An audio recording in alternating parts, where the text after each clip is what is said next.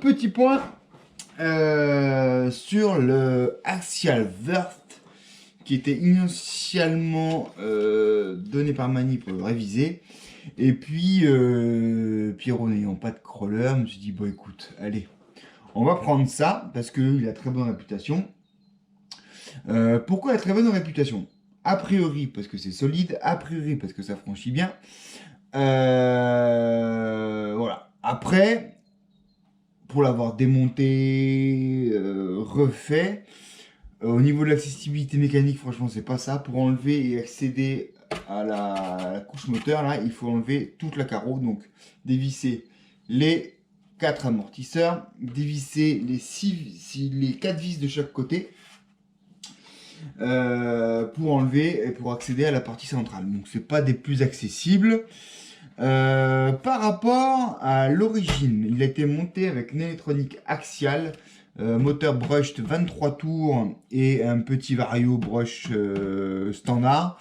J'y ai bien sûr mis un brushed. Voilà. Et là, il n'a pas mis une brushless, mais qu'est-ce qui se passe, Nico? Tu faiblis, c'est le confinement, comment ça se passe, machin. Non, globalement, pour ces petits machins, on a juste changé, sous les conseils de Geronimo, on a changé le moteur pour passer à un 33 tours pour avoir plus de couple. En effet, sur un brushless, comme sur les KV, plus tu baisses les KV, plus tu as de couple, plus tu montes ton moteur sur un brushed, plus tu as de couple. Et bien, effectivement, avec le 23 tours d'origine, j'avais nettement de moins de couple, on verra avant, j'arrivais même pas à monter de manière lente en tout cas, en mettant le bourrin en mode bourrin, c'est sûr que ça marche très très bien, hein. Tu montes, mais en étant en vitesse lente, tu n'arrivais pas à monter sur la terrasse. Donc tu restais bloqué malgré les super tours. Donc on est passé en 33 tours. Vous le verrez, en 33 tours. Ouais, ça me rappelle ma jeunesse. Enfin, pas la mienne, hein. Certains peut-être, mais moi, 33 tours, je n'ai pas connu. Ou alors très très petit, hein, ça c'est voilà. Et donc du coup, je m'égare, je m'épuise, je m'égare. Donc du coup, voilà, on est passé avec un petit vario pas cher, là, les Hobby 1080 à 15 €, qui suffit, qui fait le taf, qui met le frein. Oh, voilà, il n'y a pas de débat. J'ai aussi plombé l'ensemble des roues. Voilà, donc comme c'est des belles de plastique, pas de problème, hein, tu les visses, tu fais comme on a fait sur le Gen 8 ou sur le VL Toys, ben, tu dévisses, tu scotches tes roues. J'ai mis, je crois, j'ai mis 150 roues par pneu. J'ai pas mis beaucoup plus à l'avant qu'à l'arrière. C'est peut-être une bêtise. Peut-être que je refasse un petit tour devant pour relester devant. Voilà. Au niveau de la gueule, c'est vrai qu'il est sympa. Le seul truc que je trouve un peu dégueu sur les verts, sur les trucs un peu de franchissement, c'est le cerveau ici. Sincèrement, au niveau esthétique, c'est quand même pas le top. Au niveau du réalisme, genre si tu veux faire un peu l'Ultra 4, l'Ultra 4 c'est quoi en fait? C'est tout simplement de la course avec des engins de franchissement. Donc c'est un peu ce design là. Ça va quand même beaucoup plus vite que ça, hein. Y a les gommes, il y a un gomme Ultra 4, un GOM qui est sorti, qui est donné pour l'Ultra, mais c'est plus lent que ça. Donc voilà, l'Ultra c'est sympa pour la carrosserie, pour la coque, c'est vrai que c'est hyper simple. Peut-être que je m'en ferai un pour faire vraiment de la course, avec peut-être juste une architecture de la coque du Verst, avec un peu des décos, des choses comme ça, on verra. Donc voilà pour les modifications. J'ai ensuite mis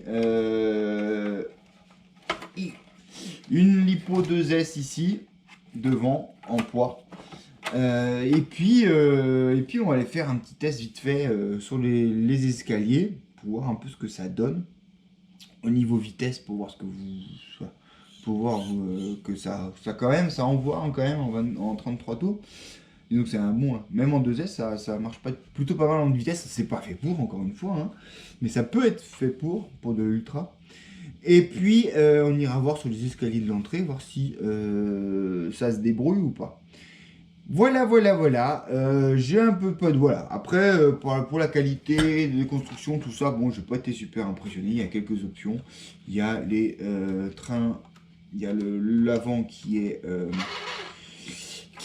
en métal, transmission métal. Ça, c'est en alu, ça, c'est pas trop mal. Donc, il avait mis un surbot ici. Alu, bon, c'était pas très joli, je l'ai enlevé.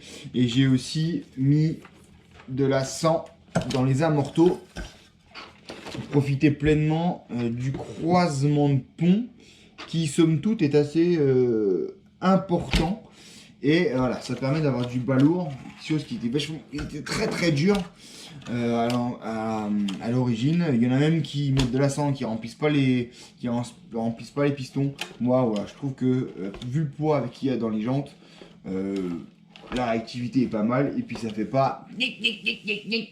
Alors celui-là il fait gna gna gna gna, hein, c'est une 48 dp je crois, ou 64 dp transmission, donc ça fait vraiment gna gna gna gna. Le Gen 8 c'est vrai que ça fait beaucoup moins de bruit. On fera une fois une petite comparaison des trois. Durant le confinement je vais essayer de me faire un petit parcours. On fera l'essai du Toys que vous n'avez pas encore vu, et puis on fera une petite comparaison des trois sur le même parcours pour voir un peu comment il se débrouille. Lui, l'avantage, c'est l'Anthrax qui est en 330 voire plus. Ça c'est un 330 aussi. Voilà, c'est un 330. Le Gen 8 est en 313 et après en crawler tu as encore des plus petits pour les Jeeps ou des choses comme ça dans les 290-280. Et puis tu as le Vetos qui est vraiment beaucoup plus petit parce que c'est un quad hein, quand même, faut relativiser. Donc voilà, ça c'est le petit point sur le Werft. Et puis on va aller faire vite fait 2-3 obstacles dans le gazon et sur les escaliers. A tout à l'heure. Allez parti, Werft. Voilà, ça c'est... Bon, ça allait plus vite en 23 tours bien sûr. Et ça c'est la vitesse qu'on a en 33 tours. Et avant, j'avais du mal à... Tu vois, même là, tu le sens, mais voilà. Même là, le 33, à mon avis, il suffit pas.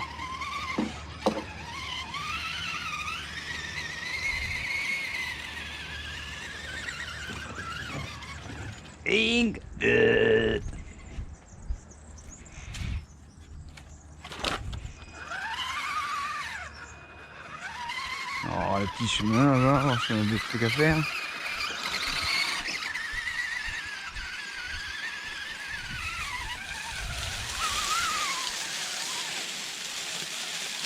Alors, le rayon braquage j'ai pas démentiel, surtout avec le cerveau là. Tu vois, clairement, il manque encore un peu de coupe quoi. Parce que là, je suis.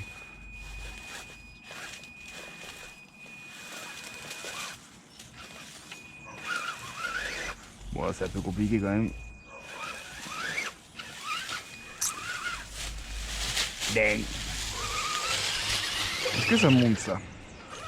Ça pourrait, hein, la pente est assez loose. Le problème c'est que... Ouais. Allez, voilà.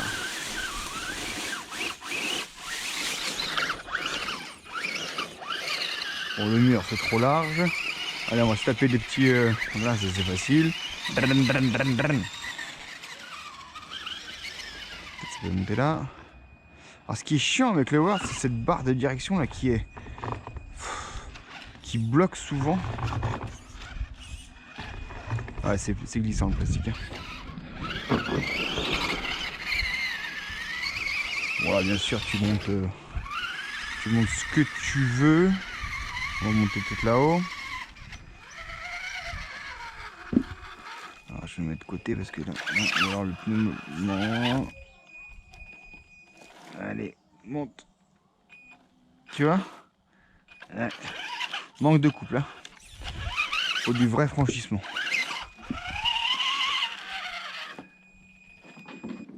Ouais.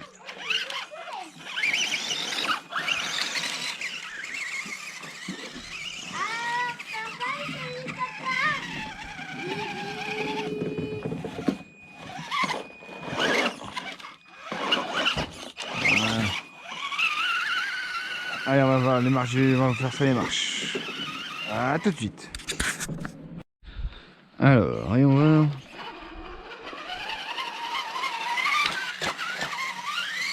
Ce que ça dit. En braquage, j'ai quand même pas.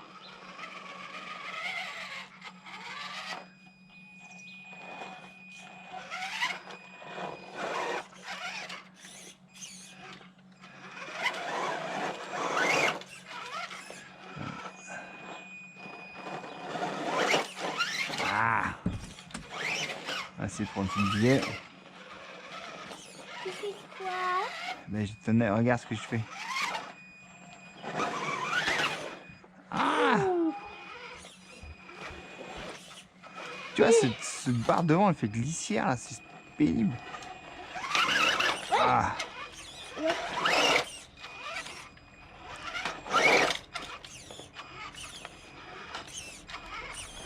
Allez, il faut accrocher le troisième pneu. Voilà. Blam blam blam. Papa, j'appelle la police. Papa, on fait comme ça avec toi. Papa. Papa. Papa. Oui. On fait ça avec toi.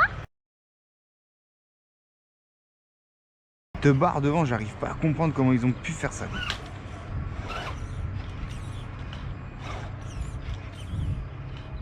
Allez, faut emmener le troisième pneu. Et là, faut continuer. Ah là là. C'est pas forcément les plus adhérents.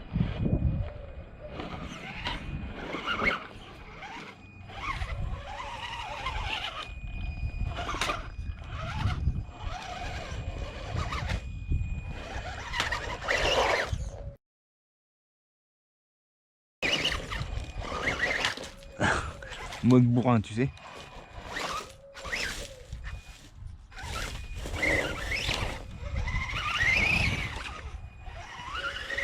Bon, voilà, un petit peu pour le vert.